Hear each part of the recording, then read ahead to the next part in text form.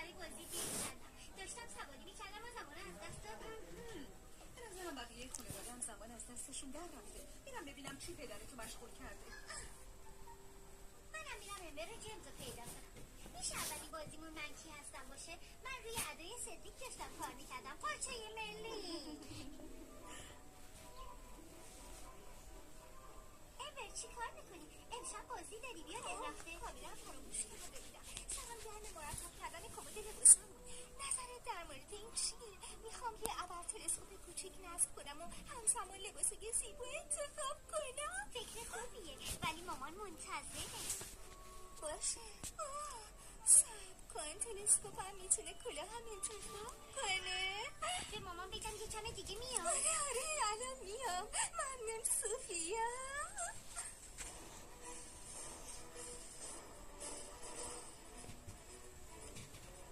ایست.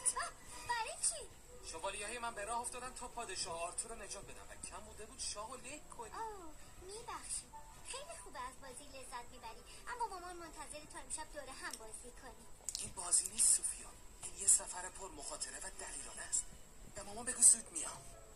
ها حتما.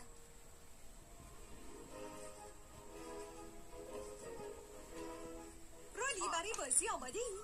به این زودی وقتش شد. من به همراه معمار سلطنتی داریم یه قصر جدید برای الپا میسازیم.